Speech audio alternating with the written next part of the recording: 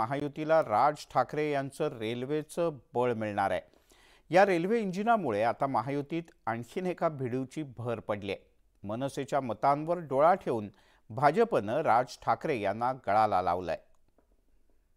पण या पुढच्या काही भवितव्यासाठी म्हणून खंबीर नेतृत्वाची गरज असताना म्हणून मी त्यांना सांगितलं, मला काही अपेक्षा नाहीयेत। महाराष्ट्र नवनिर्माण सेना, भारतीय जनता पक्ष, शिवसेना आणि एनसीपी, परंतु फक्त नरेंद्र मोदींसाठी बिनशर्त पाठिंबा देत आहे, हे मी आज आपल्या समोर सगळ्यांसमोर जाहीर करतो।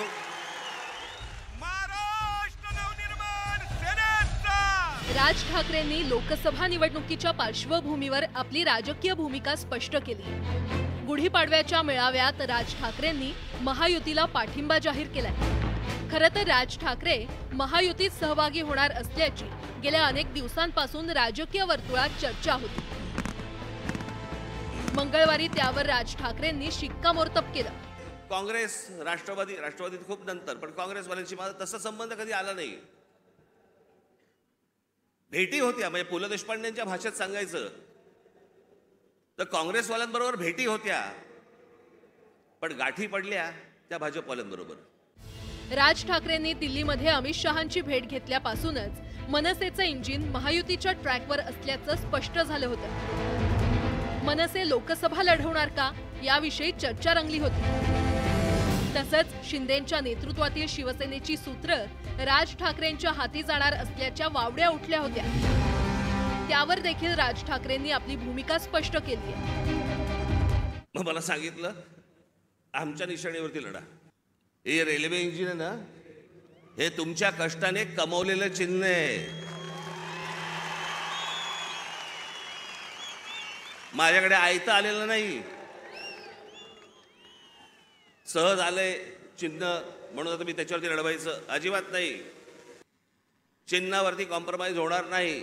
गेल्या काही वर्षातील मनसेची राजकीय वाटचाल पाहिल्यास 2019 नंतर राज ठाकरेंनी आपली राजकीय भूमिका बदलल्याचं पाहायला मिळतंय। 2019च्या लोकसभा निवडणुकीमध्ये राज ठाकरेंनी काँग्रेस आघाडीला पाठिंबा दिला होता। मात्र विधानसभा निवडणुकीनंतर राज ठाकरेंनी महाविकास आघाडी विरोधात भूमिका घेतल्याचं पाहायला मिळालं। राज ठाकरेंनी हिंदुत्वाचा मुद्दा हाती घेतला। मशिदीवरील भोंग्यांवरून राज ठाकरेंनी राज्यात रान पेटवलं होतं। त्यामुळे महाविकास आघाडीची काहीशी कोंडी झाली होती। अशातच मनसेनं राज ठाकरेंची हिंदू जननायक अशी प्रतिमा निर्माण करण्याचा प्रयत्नही केला होता। त्यावेळी मनसे भाजप युतीची चर्चा राजकीय वर्तुळात रंगली होती। मात्र तेव्हा ती युती आकारास काही आली नाही। आता लोकसभा निवडणुकीच्या निमित्तानं मनसेच्या इंजिनला महायुतीचं स्टेशन मिळालंय। Bureau report, news 18 Lokmat.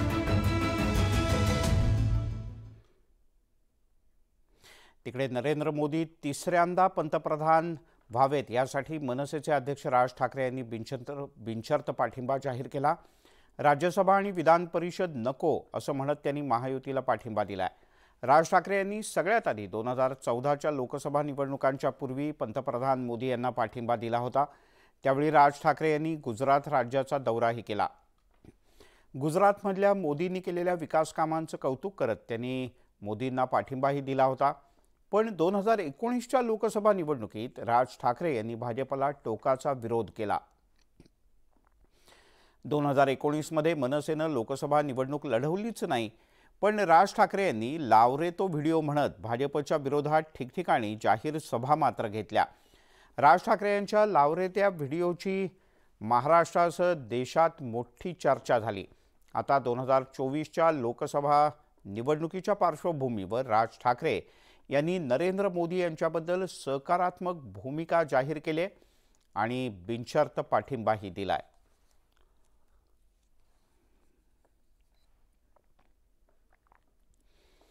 मनसेचे अध्यक्ष राज ठाकरे यांनी नरेंद्र मोदी यांच्यासाठी महायुतीला पाठिंबा देत असल्याचं स्पष्ट केलं। लोकसभा निवडणुकीच्या रणधुमाळीत मनसेनं विधानसभेची तयारी केली आहे। मनसैनिकांनी विधानसभा निवडणुकीच्या तयारीला लागण्याचे आदेश राज ठाकरे यांनी दिले। एकंदरीतच गुढीपाडव्याचा मुहूर्त साधत मनसेनं महायुतीत प्रवेश केलाय।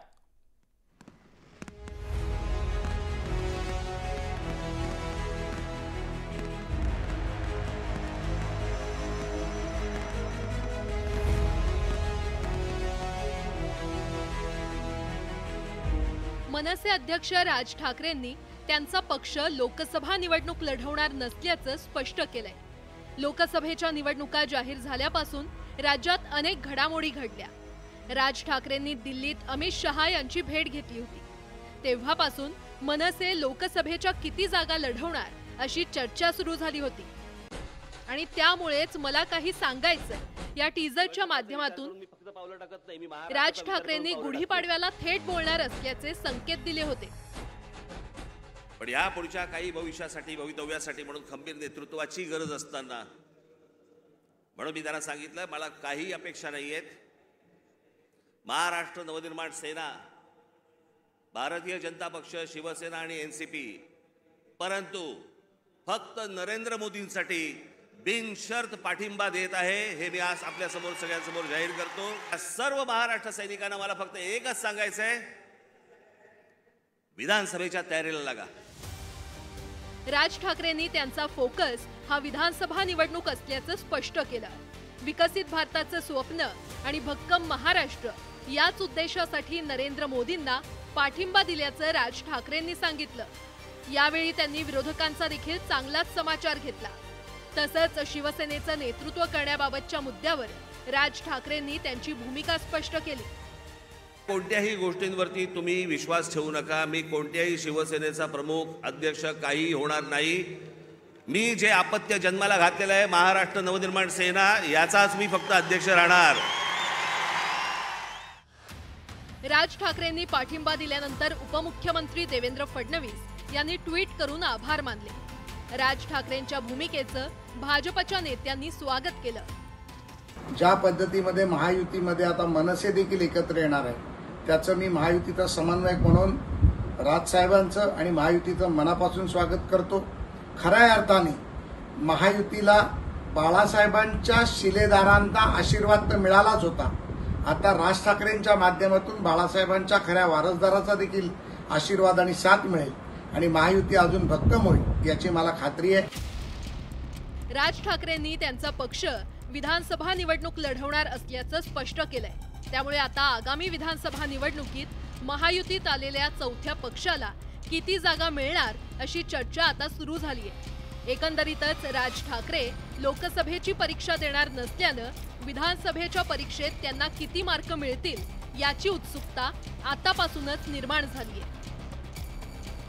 Bureau report, news 18 Lokmat.